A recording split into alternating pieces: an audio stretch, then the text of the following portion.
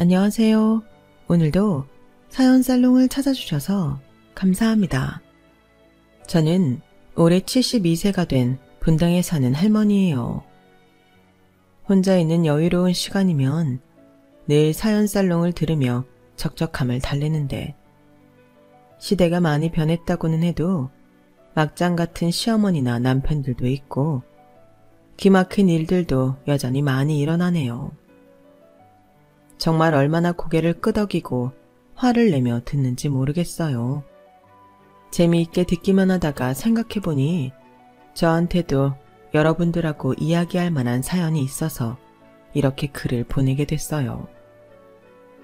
바로 제 하나밖에 없는 귀한 사위 이야기예요. 제 사위가 어떤 사람인지 한번 들어보시겠어요? 벌써 15년 전에 저 세상으로 간 제 남편은 생전에 한 회사에서 성실하고 묵묵하게 근무한 사람이었어요. 저는 그 회사 근처에서 식당을 오래 했고요. 남편이 야근하거나 일찍 출근할 때면 저희 식당에서 뜨끈한 국에 밥을 먹고 집으로 가고는 했죠. 회사원과 식당 주인이 안 어울릴 것 같겠지만 저나 남편이나 자수성가를 한 사람들이라서 생활력 강하고 생각도 잘 통했어요. 남편의 특기는 잘 버티는 거였고 저는 일을 진행하고 결과를 만드는 걸 좋아하는 사람이었어요. 그런 둘이 만났으니 양쪽 집안에서 결혼에 대해 조금씩 말은 있었어도 뚝심 있게 밀고 나가서 결혼을 하게 되었네요. 아무리 좋은 집안에 조건이 마음에 들어도 한두 가지는 결점이 보이는 거 아니겠어요? 특히 결혼은 그런 것 같아요. 남편 집은 남편 집대로 얌전하고 회사 다니는 며느리를 원했고 우리 집에서도 저랑 같이 식당 일 잘해줄 사위를 찾았지만 이미 서로 눈이 맞은 저희 두 사람한테 통하지 않았어요. 그리고 저희는 큰 탈 없이 잘 살았어요. 다만 자식이 늦게 생겨서 양쪽 집에서 다 애가 탔던 거 정도일까요? 병원에서는 저나 남편 둘 다 문제가 없다고 했는데 아이가 생기지 않아 저는 한동안 식당을 쉬며 몸을 편하게 해보기도 했고 둘 다 한약도 먹고 많은 노력을 했네요. 그렇게 해서 결혼 7년 만에 생긴 아이가 저희 딸이에요. 그 뒤로 아들은 2년 후에 태어났고요. 아무튼 저희는 어렵게 본 딸이라서 너무 소중하고 귀했어요. 물론 모든 자식들이 부모한테 그렇지만 딸아이가 저희한테 주는 행복과 의미는 정말 남달랐네요. 딸이 태어나고 2년 후 아들도 무사히 태어나면서 저희 집은 여느 집들처럼 아이들 소리가 들리는 행복한 가정이 되었어요. 아이들이 속 썩일 때도 있지만 그건 다들 자라면서 있는 일들이니까요. 아이가 안 생겼을 때의 애타던 마음을 떠올리면 그래, 이것도 다 새끼가 있으니 생기는 일이지. 새끼 없었어 봐. 얼마나 외롭고 삭막했겠어. 라는 생각이 저절로 들었어요. 정말이지 제 눈에는 우리 아이들이 최고였고 너무 예뻤죠. 남편도 아이들 사랑이 정말 지극했고요. 딸은 딸대로 아들은 아들대로 그 성격과 재능에 맞게 남편이 어찌나 잘 대해주는지 정말 제가 같이 사는 사람인데도 존경하게 되고 제가 못하는 걸 채워주는 남편이 고마웠어요. 딸아이는 대학 졸업 후에 처음에는 학원에서 영어 강사로 일을 하다가 1년쯤 지나서 여행사에 취직했어요. 원래 여행을 좋아하는 아이여서 남편이 아이 데리고 국내도 해외도 잘 다녔는데 그 영향이 컸던 것 같네요. 거기에서 여행 일정 짜고 사람들 좋아하는 여행 잘 보내주는 게 그렇게 좋다고 하더라고요. 딸이 나랑 남편을 반반 닮았는데 그게 일하는 데에도 그대로 그 성격이 나오더라고요. 딸은 열심히 여행 프로그램을 만들었고 그걸 또 잘 밀고 나가면서 진득하니 견딜 줄도 알았어요. 그래서인지 선배 눈에 들어서 대형 여행사로 스카웃되어 갔고요. 딸이 그 여행사로 팀장을 달고 갔는데 일을 하고 5년 정도 지났을 때 같아요. 저와 남편은 딸이 일에만 정신을 빼앗긴 것 같아 많이 안타까웠어요. 특히 저는 얼른 남자친구 만들어서 결혼했으면 했죠. 아영아, 너 이렇게 일만 하다가 세월 다 보낼 거야? 네가 언제까지 젊을 줄 알아? 다 한때야 한때. 일도 좋지만 멋진 남자 만나서 데이트도 해보고 그래야 결혼도 하지 않겠어? 너도 남자 좀 만나고 그래 봐. 네 친구들은 지네들만 시집가고 너한테 남자 하나 소개 안 시켜준다니? 누구 소개 좀 시켜달라고 해. 이 사람이 잘 있는 애한테 왜 그래? 어련히 때 되면 알아서 결혼하지 않겠어? 아영아, 그것보다는 네가 쉬엄쉬엄 일했으면 좋겠구나. 남들 여행 보낸다고 네가 놀러 다니지를 못하잖아. 여행 간다고 해도 그게 여행이냐? 웬 다 일이지. 휴가 좀 길게 써서 아빠랑 어디 놀러 가자. 요즘은 회사들 복지가 좋아져서 휴가도 많이 쓸 수 있지 않냐. 아빠랑 여행 가자. 아빠가 좋은 데 알아볼까? 남편은 딸아이랑 시간을 많이 보내고 싶어 했어요. 그리고 얼른 결혼하지 않아도 된다고 은근히 다른 집에 뺏기는 게 싫은 눈치더라고요. 한 번은 우리가 하도 성화를 대니 딸이 이렇게 말하더군요. 엄마, 아빠, 나 하나도 안 힘들고 일도 너무 재미있어. 그러니까 걱정하지 마. 아빠하고 여행은 당연히 가야지. 내가 그동안 우리 아빠 너무 안 챙겨주고 나 혼자 다녔지. 이번 돌아오는 연휴에 연차 붙일게. 가까운 데라도 갔다 오자. 일본 갈까? 아니면 동남아? 아빠가 더 좋은 데로 가자. 그리고 엄마도, 나도 엄마 마음 다 알아. 근데 인연이라는 거 억지로 한다고 되는 거 아닌 것 같아. 그러니까 좀 기다려줄래? 나도 때 되면 좋은 사람 만나지 않겠어? 그리고 딸은 그 말을 정말로 그대로 지켰어요. 제 아빠하고 동남아로 여행을 다녀오더니 그로부터 1년 후에 정말 신랑감을 집에 데려오겠다고 했으니까요. 딸이 한 번도 남자 사귄다는 말을 하지 않았고 그런 낌새도 보이지 않아서 저희는 완전 놀랄 노짜였어요.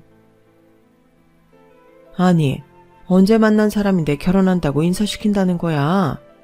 어디서 성 봤니? 아니면 결혼정보회사 같은 데 등록했어? 엄마는 결혼정보회사 돈이 얼만데. 나 운동하러 다니잖아. 거기서 만났어. 헬스 트레이너거든. 딸의 말이 끝나기 무섭게 남편은 질문 공세를 펼치더군요. 뭐 하는 놈이냐? 아, 헬스 트레이너라고 했지? 그러면 체대를 나온 거야? 학교는 어디 나왔대? 고향은 어디냐? 부모님은 다 살아계셔? 연봉은 얼마나 받냐? 헬스 트레이너라고 하면 뭐 시간제 이렇게 일하는 거 아니야? 집은 어디냐? 만난 지 얼마나 된 거야? 하나씩 물어봐. 아빠, 만난 건 1년하고 3개월? 그쯤 된 것 같아. 실은 결혼하게 될지 말지 몰라서 미리 이야기 안 했어. 결혼 생각한 것도 2달 정도밖에 안 됐고. 시간제인 건 아니고 그 피트니스가 그 사람 거야. 그리고 부모님은 안 계셔. 아버지는 어릴 때 돌아가시고 어머니도 2년 전에 돌아가셨대. 지병이 있으셨다나 봐. 그 피트니스장 연예인들도 오고 되게 잘 되는 데야. 아빠 말대로 체대 나왔고 서울에서 태어났다더라. 성실하고 정말 괜찮은 사람이야. 듬직하고.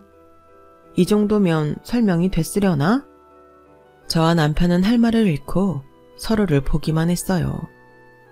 다른 건 다 그렇다 치고 부모가 안 계신 게 마음에 걸리더라고요. 하지만 생각해보면 어머니는 얼마 전 돌아가신 거고 아버지도 뭐 다른 이유도 아니고 어릴 적 사고로 돌아가셨다고 하니 그걸 뭐라고 할 건 아니더라고요. 저는 제가 장사를 해서 그런지 사윗감이 헬스 트레이너고 피트니스장을 운영하는 게 아무렇지 않았는데 남편은 그게 꽤 못마땅했나 보더라고요. 아니, 그런 거 하는데 관리비며 유지비가 얼마나 들어가는데 우리 아영이 뼈 빠지게 일해서 그거 다 메꿔주는 거 아닌가 모르겠네. 이거 우리한테까지 손 벌리는 거 아니야? 아니, 당신은 만나보지도 않고 왜 그런 생각부터 해?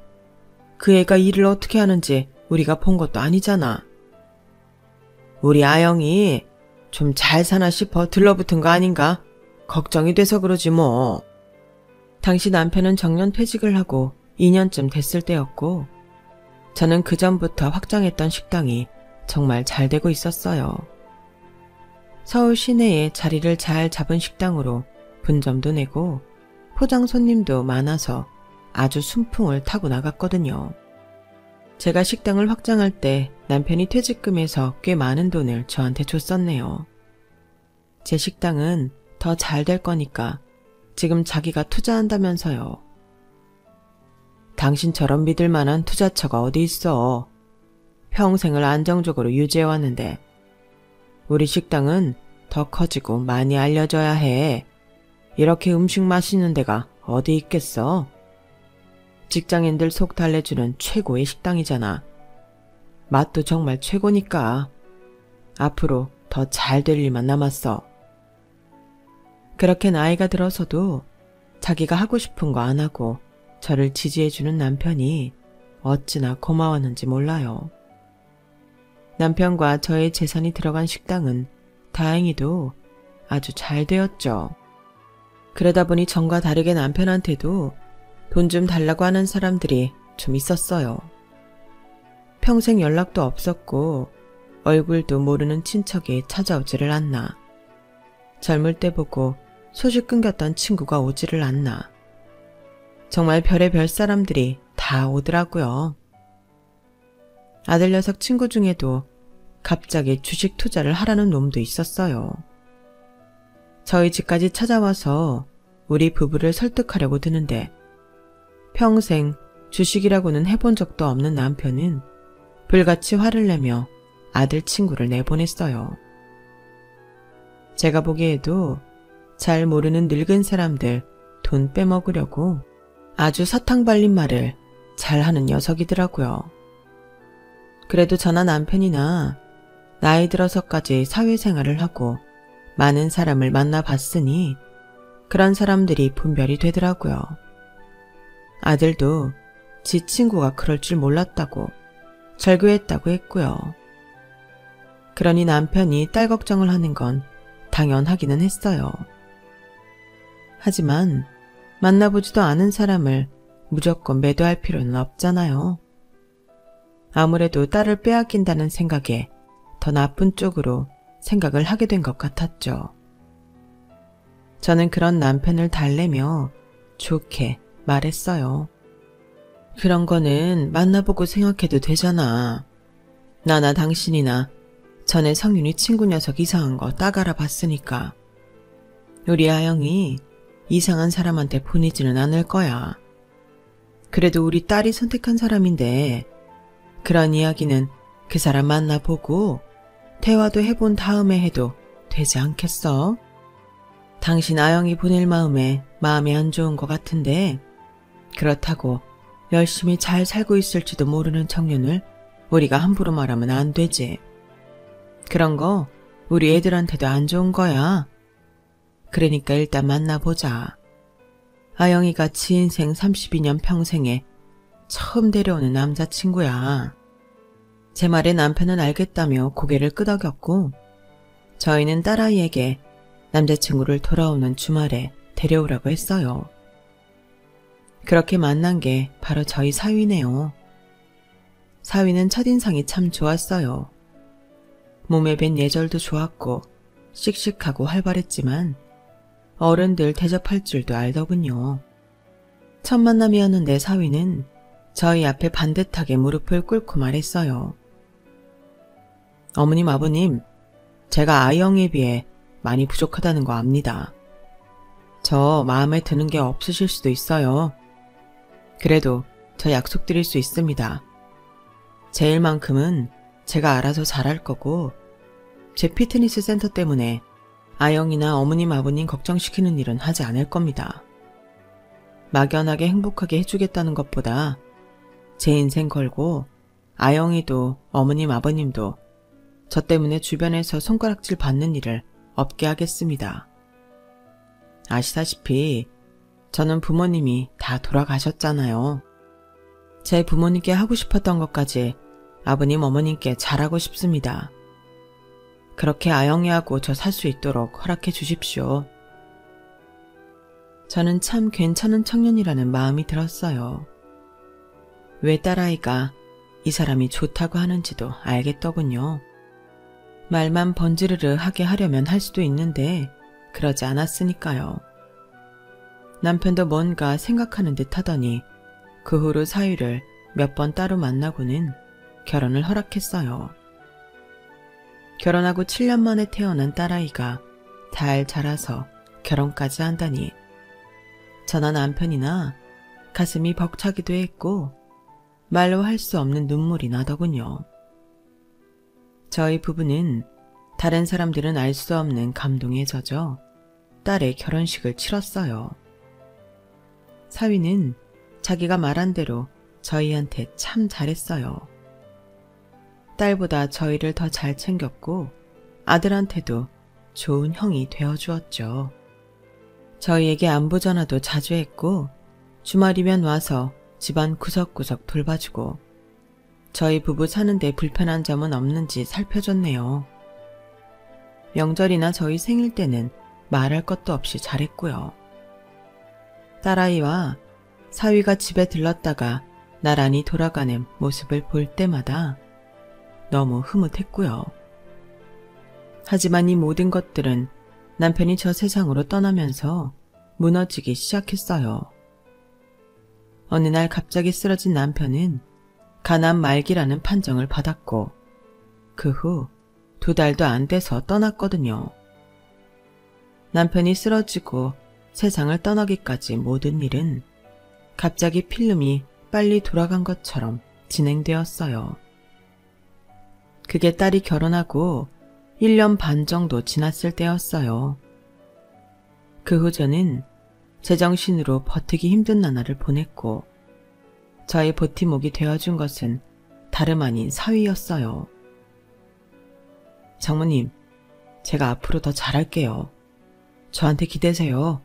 그리고 당분간 푹 쉬세요. 가게 일도 좀 놓으시고요. 지금까지처럼 잘 돌아갈 거예요. 걱정 마세요. 그래, 엄마. 엄마 무너지면 나는 어쩌라고. 나 못 살아. 그러니까 이제 다른 생각하지 말고 엄마부터 추슬러. 딸은 제가 잠도 못 자고 밥도 못 먹고 바짝바짝 말라가자 눈물을 터뜨리며 어쩔 줄 몰라 했어요. 아들은 그때 외국으로 유학을 가서 박사과정을 하고 있었기 때문에 장례식만 치르고 다시 떠났고 제 옆에는 딸과 사위뿐이었어요. 이래서 자식이 있어야 된다고들 하나 보네. 그래, 내가 니들이 있어서 산다. 이제부터 기운 차릴게. 사위는 제가 병원에 다니며 기력을 회복하고 혼자 생활할 수 있을 때까지 지극정성으로 했어요. 항상 병원을 같이 다녔고 집에 오면 청소에 죽까지 끓여놓고 장도 봐놓고 갈 정도였으니까요. 이런 건 도우미 아주머니가 다 해주시는데 장사방도 어서 가서 일해야지. 장모가 사위 밥도 못 차려주고 오히려 얻어먹고 있으니 내가 정말 한심하네. 그런 말씀 마세요. 제가 당연히 해야 할 일 하는 건데요.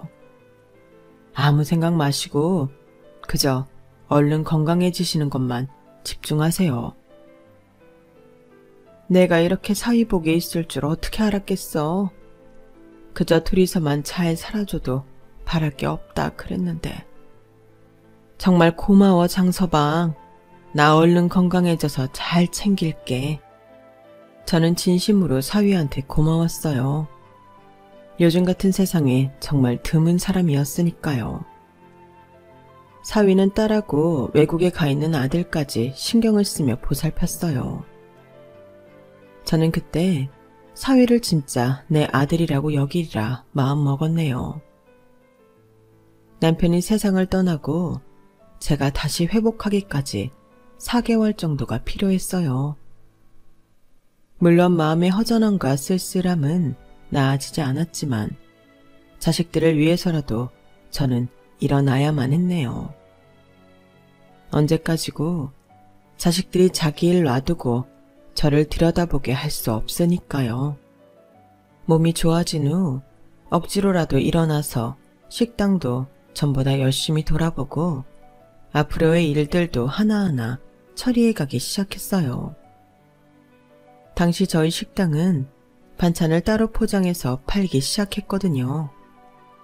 워킹맘들도 혼자 사는 직장인들도 반찬 만드는 걸 힘들어했고 저희 식당 음식은 뭐든 다 호평이어서 시작했는데 생각보다 반응이 좋았어요. 그래서 아예 반찬 포장 메뉴를 따로 만들기로 했고 제가 정신을 차리고 나서부터 본격적으로 일을 진행했어요. 제가 다시 주도적으로 일을 하며 바깥 활동을 하자 아이들도 안심하고 자기 생활로 돌아가더군요.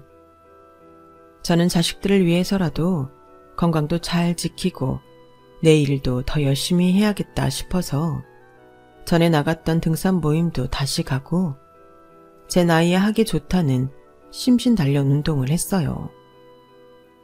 그렇게 1년 정도 시간이 다시 흘렀을 무렵이었어요.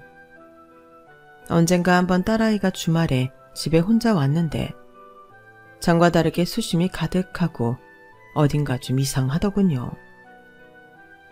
아영아, 너 얼굴이 왜 이래? 어디 아프냐? 아님, 무슨 일 있어? 일은 무슨 일? 아니야, 그런 거 없어. 좀 피곤해서 그래. 회사 일이 많이 힘든 거야? 근데 장서박은 같이 안 왔어? 오늘 갑자기 급한 일이 생겼어. 피치 못한 일이래. 딸아이는 제 말에 황급하게 얼버무리는데 뭔가 이상하더군요. 생각해보면 그 즈음에 사위의 전화도 뜸했고 전처럼 자주 찾아오지 않기는 했지만 대수롭지 않게 생각했어요. 결혼하고 몇 년이 지났는데 처음 같기만 하겠나 싶었죠. 그래도 이만하면 훌륭한 사위이고 내 자식이다라며 믿는 마음도 있었고요. 딸아이의 모습은 어딘가 이상했지만 내 사위라면 큰 문제는 만들지 않았으리라 믿었기에 딸의 말을 믿고 넘어갔네요. 그리고 얼마 안 가서 제가 하는 사업에 큰 문제가 생겼어요. 1년 전쯤 새로 들어온 주방의 부주방장이 주요 레시피의 반찬과 밀키트 사업의 아이템을 들고 다른 데로 가버린 거였어요. 제가 거기서 놓친 게 있다면 반찬도 밀키트도 어떤 법적 보호장치를 만들어 놓지 않았다는 거였어요. 사실 반찬이라는 게 다 비슷하고 만들려면 누구든지 만들 수 있으니 크게 신경 안 썼던 게 있었어요. 그리고 밀키트에 대해서는 제가 주방 사람들을 믿었기 때문에 차차 특허 등록 같은 걸 하면 될 거라 편하게 생각한 게 있었네요. 부주방장은 나가면서 주요 인력들도 몇 배 갔더군요. 그런다고 몇십 년을 튼튼하게 지켜온 식당이 바로 어떻게 되지는 않았지만 설상가상으로 저희 음식에서 벌레가 나왔다며 일방적으로 인터넷에 글이 올라왔고 저희 식당 평판은 하루아침에 땅에 떨어지고 말았어요. 제 인생에서 가장 큰 위기는 남편의 죽음이라고 생각했거든요. 그런데 그보다 더 큰 일이 저를 기다리고 있었더라고요. 평생 별별 사람들을 다 상대했고 수많은 어려움을 헤치며 왔다고 자부했건만 인터넷이라는 데에서 순식간에 퍼지는 식당에 대한 허위글들은 처음 당해보는 일들이었어요. 어떻게 해야 좋을지를 모르겠더라고요. 식당으로 전화를 해서 문 닫으라고 욕을 하는 사람도 있었고 저희한테 실망했다며 대놓고 식당 앞에 와서 사갔던 음식들을 일부러 버리고 가는 사람들도 있었어요. 저희 식당에 속았다고 생각하는 거였죠. 일단 저는 벌레가 들어갔다는 반찬의 공정부터 세세히 따져보았어요. 하지만 주방의 위생은 어느 곳보다 철저했고 벌레 감지 시스템도 작동하지 않았기에 뭔가 좀 이상하다고 생각했네요. 저는 수많은 비난을 맞아가면서도 어떻게든 이를 수습하려고 했지만 한번 사람들 마음에 사람들을 속인 식당이라는 낙인이 찍히자 그걸 되돌리기가 너무 어렵더라고요. 처음에 주요 직원들이 빠져나갔을 때는 그래도 어떻게 다른 직원들과 해볼 수 있었는데 식당이 크게 흔들리니 관두는 직원들이 생겼고 저희 식당에 와서 일하겠다는 사람들도 없더라고요. 저는 여기저기 발품을 띄워가며 그동안 알고 지낸 인연들을 만나 상황을 설명하고 어떻게든 이를 해결하려고 노력했어요. 그때 제 마음은 딱 하나였어요. 지금까지도 살아왔고 나는 잘못 살지 않았다. 그러니 이 일도 어떻게든 헤쳐나가고 잘 될 거다. 잘 될 수 있다. 어떤 일이 있어도 잘 버티던 남편한테서 배운 게 얼마나 도움이 됐는지 몰라요. 하지만 식당 운영은 나아지지 않았고 급기야 저는 한동안 문을 닫을 수밖에 없었어요. 직원도 없었고 손님도 오지 않았으니까요. 그 사이에도 저희 식당에서 있지도 않았던 일들까지 글들이 올라오며 매도하는 일은 계속되었지만 저는 그런 일들을 어떻게 손써야 좋을지 몰랐어요. 제 옆에 남은 사람들은 끝까지 의의를 지킨 직원 6명이 전부였어요. 저는 일단 그들이 한동안 먹고 살 수 있게 퇴직금 개념으로 돈을 주었죠. 그랬더니 다들 한사코 퇴직은 없다며 제가 다시 일어날 때까지 돕겠다는 거였어요. 정말 눈물이 왈칵 쏟아지지 뭐예요. 여러분, 마음은 잘 알겠는데 그래도 당신들도 먹고 살아야 하잖아요.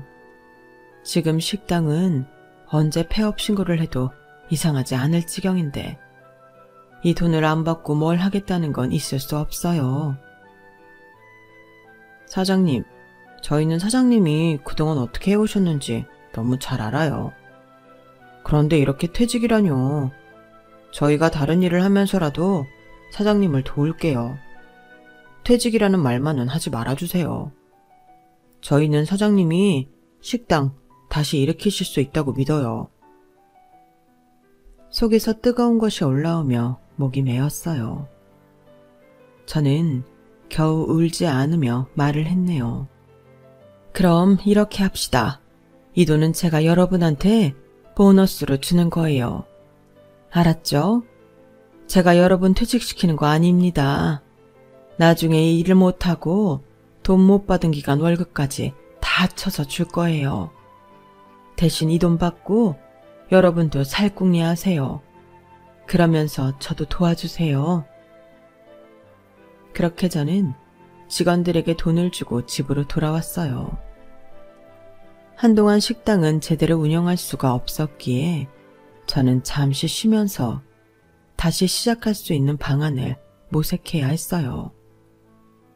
폐업을 한 상태나 마찬가지인 식당이지만 가게를 빼지 않았기 때문에 임대료는 매달 나가야 했어요.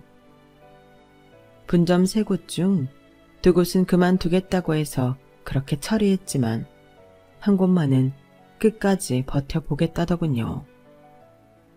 그런 와중에 정말 고마웠던 건 건물주들이었어요. 저와 오랜 인연을 이어온 건물주들은 임대료를 몇 달 받지 않고도 괜찮다며 저를 오히려 걱정해줬어요. 세상의 쓴맛이 가장 클 때 저는 사람들의 베푸는 손길도 가장 많이 느낀 것 같네요. 하지만 여기서 끝이 아니었어요. 정말 충격적인 일이 저를 기다리고 있었거든요. 그건 다름 아닌 제 딸의 이혼이었어요. 딸아이가 느닷없이 짐을 챙겨 집에 온 날은 잊을 수가 없네요. 형편없이 마르고 거칠해진 얼굴로 돌아온 딸을 본 저는 정말 입을 다물 수가 없었어요. 생전 본 적 없는 침울하고 어두운 딸의 모습에 저는 사위한테 분노를 느꼈죠. 갑자기 이렇게 된 거 아니지? 왜 말 안 했어? 어? 엄마도 힘든데 무슨 말을 해. 그냥 이렇게 됐어. 미안해 엄마. 정말 미안해. 딸은 식당 때문에 힘든 저한테 한마디도 할 수 없었던 거예요. 제 식당에 어려움이 닥칠 즈음부터 사위가 이상해졌다더군요. 집에도 늦게 들어오고 어떤 날은 아예 들어오지도 않고요. 딸한테 말을 하지 않는 건 물론이고 관심도 없어졌다고 해요. 그러더니 어느 날부터인가 이혼을 요구했다네요. 나한테 마음이 없대. 이제 내가 싫어졌대. 쳐다도 보기 싫대.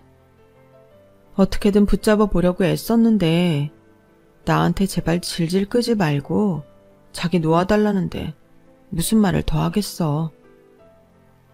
제가 신경을 못 쓴 사이 딸아이는 혼자 커다란 짐을 짊어지고 끙끙 앓고 있었던 거죠. 이래서 부모는 평생 자식을 위해 울타리가 되어줘야 하는구나. 저는 절실히 깨달았네요. 그래도 저한테도 그렇게 잘하던 사위가 변했다는 게 믿기지 않아서 딸 몰래 사위를 찾아갔네요. 사위는 피트니스 센터에도 있지 않았고 벌써 오피스텔에서 혼자 나가 살고 있었어요. 겨우 그 오피스텔을 알아내서 찾아갔더니 사위는 쌀쌀맞게 이렇게 말을 하는 거였어요. 제가 아영이한테 잘하고 장모님한테 잘한 거 다 처가가 돈이 있으니까 그랬던 거예요. 이제 저한테 한 푼 도움 안 되는 처가 뭐 좋다고 보고 삽니까? 평생 제 짐이 될 텐데요. 그러니까 다시는 찾아오지 마세요. 저는 정말 마음이 무너져 내렸어요. 제일 믿고 있었던 사위가 이런 사람이었다뇨. 저는 제가 느낀 충격보다 딸아이가 걱정이 되더군요. 딸이 얼마나 상심이 컸을지 상상도 되지 않았어요. 저는 어떻게든 딸의 정신을 잘 붙들어야겠다고 생각해서 딸을 세심히 보살폈어요. 미국에서 자리를 잡고 살던 아들은 매달 저희에게 생활비를 보내주었고 지 누나가 이혼을 했다는 말에 분노해서 당장이라도 한국에 와 사위랑 한판 하겠다는 걸 제가 겨우 뜯어 말렸어요. 그러지 마. 그런다고 돌아오는 거 아니잖아. 그 사람은 거기까지였던 거야. 우리는 나쁜 감정 만들지 말자. 그거 다 우리한테 돌아오는 거다. 얼마 안 가 저는 딸아이가 임신을 했다는 걸 알고 한 번 더 사위를 찾아보았지만 사위는 아예 저희한테 연락을 끊고 이사까지 하고 피트니스 센터도 다른 사람한테 넘기고 모습을 감췄더라고요. 마지막 기대를 품고 찾아보았건만 정말 너무 큰 배신감을 안겨준 사위가 처음으로 밉다는 생각이 들었어요. 그때까지는 어떻게든 그 사람을 이해하려고 했는데 그랬던 제가 바보 같았죠. 저는 식당도 일단 제쳐두고 딸아이를 지켜야 했어요. 임신 때문에 더더욱 예민하고 감정이 불안정해졌기에 그런 딸이 평온한 마음으로 지낼 수 있게 해야 했어요. 그나마 아들 녀석이 저희 생활을 할 수 있게 도와줬기에 딸은 무사히 출산을 하고 산후조리원에서 몸조리도 했네요. 정말 예쁜 딸을 낳았죠. 그걸 보니 처음 딸을 낳을 때도 생각났어요. 웃음이 절로 났죠. 그래 아영아, 우리 더 큰 거 바라지 말고 이렇게 살자. 새 생명이 우리를 찾아왔다는 것 자체가 복이지 않니? 엄마가 시장에서라도 다시 식당을 할게. 그러면 우리 먹고 사는데 문제 없을 거야. 엄마, 이제 엄마가 뭐 하려고 하지 마. 내가 다시 일하면 되지. 남한테 폐만 안 끼치고 살자. 엄마 말대로 우리만 소소하게 잘 살면 되지 뭐. 그렇게 딸과 마음을 다잡았을 무렵 뜻밖의 소식에 저희 집은 또다시 모든 게 뒤바뀌게 되네요. 바로 부주방장이 데리고 나갔던 직원 하나가 양심 고백을 했던 거예요. 반찬에 벌레가 들어갔다는 것부터 그동안 올라온 악성 루머들을 모두 그들이 갔던 식당에서 퍼뜨린 거였다고요. 사람 하나를 사서 반찬 문제를 제기한 후에는 부주방장하고 자기가 짜고서 계속 이상한 글들을 올렸다네요.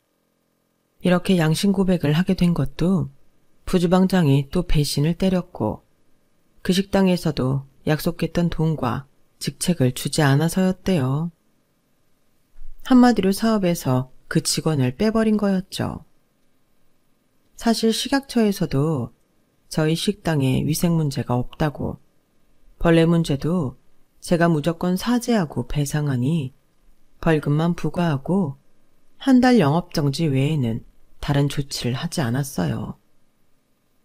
그 일이 알려지고 나면서 저희 식당은 다시 열 수 있었어요.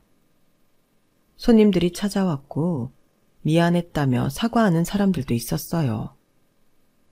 저를 도우려고 했던 직원들은 적극적으로 이 일을 알렸고요.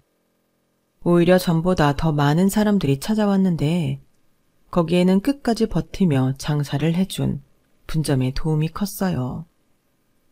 저는 다시 밀키트 사업을 해야겠다고 마음먹었어요. 그 당시 배송받아서 먹는 사람들이 많아졌기 때문에 저는 분명 이게 된다고 믿었거든요. 그러면서 분점 사장님을 저와 공동 사장으로 했죠. 너무나 고마웠어요. 끝까지 저를 믿어줬으니까요. 그렇게 저는 늦은 나이에 다시 일어났고 말도 안 되게 장사도 잘 되고 밀키트도 잘 팔렸네요. 딸아이도 얼굴이 많이 펴졌고요. 손녀는 3살이 되었죠. 정신없는 생활을 하다가 저는 등산 모임 친구들과 지방으로 1박 2일 여행을 가게 됐어요. 딸기 농장 체험하고 우리가 딴 거 가져올 수도 있대. 거기서 먹을 수도 있고 실컷 놀다 오자. 밝고 명랑한 친구의 말에 그러자고 하고 간 여행에서 저는 정말 생각지 못한 사람을 보게 됐어요. 처음에는 그저 닮은 사람이라고 생각했는데 안만 봐도 저희 사위랑 똑같더라고요. 그 사람은 저희가 다니는 곳을 피해 돌아다니며 일을 하고 있었는데 저는 아무래도 안 되겠어서 일행에서 빠져 그 사람을 찾아갔네요.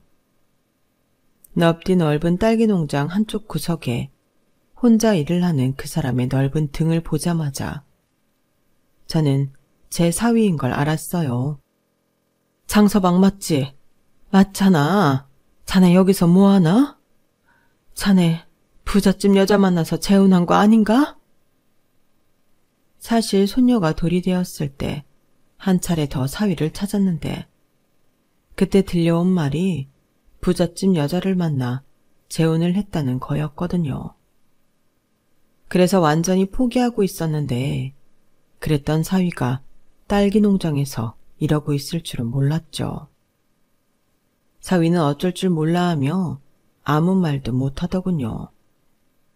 알고 보니 사위는 이 농장에서 일당을 받으며 일을 하고 있었어요. 농장에서 멀지 않은 곳에 방을 얻어 혼자 살고 있었고요. 이게 다 어떻게 된 건지 자세히 좀 말해봐. 저는 사위한테서 겨우 그동안의 진상을 듣게 되었는데요. 제 사업이 어려워지기 직전에 사위는 피트니스 센터에 투자를 해주겠다는 사람 말을 믿었다가 완전히 속았다네요. 그래서 돈만 날리고 빚을 지게 되었다고요. 그런데다가 자기 몸에 이상이 있어 병원에 갔더니 척추관 협착증이 심해 수술을 해야 한다는 거였어요. 어떻게 운동 트레이너가 그런 병이 생길 수 있냐고 했더니 알고 보니 전에 교통사고가 난 걸 방치하고 있었고 사위는 일이 바쁘니 자기 몸은 돌보지 않다가 그렇게 된 거였어요. 몸이 그러니 더 이상 트레이너로 일도 할 수 없고 피트니스 센터도 정리해야만 했던 사위는 자기까지 짐이 될 수 없어서 결국 우리를 속이고 이혼을 하기로 마음먹었다고 하네요. 저는 정말 기가 막혀서 할 말을 잃었어요. 아니 이 사람아, 어떻게 그렇게 사람이 미련해. 그런 일일수록 더 이야기하고 대책을 세우고 함께 힘을 합쳤어야지. 왜 이런 미련한 선택을 한 거야? 저 운동밖에 할 줄 모르던 놈이에요. 그런 놈이 자기 할 일을 못하게 됐는데 어떻게 아영이를 책임지겠어요. 안 그래도 장모님 어려운 일 당하셨는데 저는 거기에 완전 평생 짐이겠더라고요. 안 되겠다 싶었죠. 그게 짧은 생각이라는 거야. 인생 길고 길어. 어떻게 될지 모르는 거야. 나만 해도 그래. 누가 다시 이렇게 일어설 수 있을 거라 생각했겠어. 제 말에 사위는 놀라서 저를 보더니 잘 됐다며 진심으로 축하해 주더라고요. 이렇게 마음씨 바른 사위가 그동안 혼자 고생했을 걸 생각하니 너무 딱하고 안 됐더라고요. 저는 사위와 많은 이야기를 했고 사위는 제 딸한테 굉장히 미안해했어요. 그때 딸이 임신한 줄 몰랐는데 혼자 아이 키우느라 고생했겠다며 볼 면목이 없다더군요. 집으로 온 저는 며칠 고민을 한 끝에 이 이야기를 딸에게 전했고 그 말을 들은 딸은 펑펑 울더군요. 저와 딸은 다시 사위를 찾아갔어요. 손녀도 함께요. 장민우 씨, 예인이 아빠? 딸아이가 울며 사위 이름을 부르자 사위는 놀라서 저희를 보기만 하더군요. 딸이 손녀를 사위 품에 안겨주자 사위는 자기 딸을 안고 통곡을 하며 울었어요. 미안하다 아영아, 미안해. 우리 딸, 아빠가 너무 바보 같지? 바보 맞네. 가족들을 그렇게 못 믿고 이렇게 혼자 나와 몇 년을 고생하다니 바보 맞아. 어떻게 이렇게 됐다고 이혼할 생각을 해. 그게 정말 나를 도와주는 거라고 생각했다니 실망이야. 딸은 사위의 품에 안겨 펑펑 울며 원망 아닌 원망을 퍼부었고 저 역시 눈물을 흘릴 뿐 아무 말도 할 수 없었어요. 그 후 저와 딸은 사위를 설득해서 딸기 농장 생활을 청산하게 했고 서울로 올라오게 했어요. 그리고 사위한테 식당에서 일을 배우라고 했죠. 처음에는 홀 매니저를 맡기겠다고 했더니 한사코 사양하더라고요. 아닙니다. 저 식당 일은 하나도 몰라요. 밑바닥부터 배워서 올라가겠습니다. 그게 장모님 믿고 버텨준 직원들한테도 도리 아니겠어요? 차근차근 가르쳐 주세요. 열심히 하겠습니다. 사람이 너무 바르고 융통성이 없으니 그런 큰 짐을 혼자 감당하겠다고 도망까지 쳤지. 앞으로 다시는 그러지 말게. 또다시 그러면 그때는 정말 나 자네 안 볼 거야. 나 없으면 자네가 아영이 지켜줘야 되지 않겠어?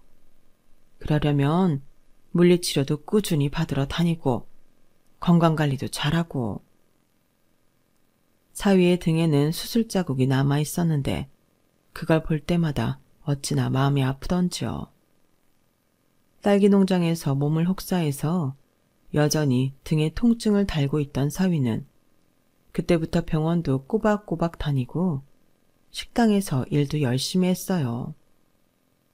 결론적으로 저희 딸과 다시 합친 사위는 지금까지 아주 잘 살고 있네요. 제 후계자가 되기에 손색이 없을 만큼 일도 잘하고 있고요. 소녀도 무럭무럭 자라서 유치원에 들어가 친구도 많이 사귀었어요. 딸아이는 지금 제 식당에서 사위와 같이 일하고 있고요. 제 남은 바람이라면 이제는 큰 문제 없이 제 딸과 아들이 인생 평탄히 사는 것이랍니다.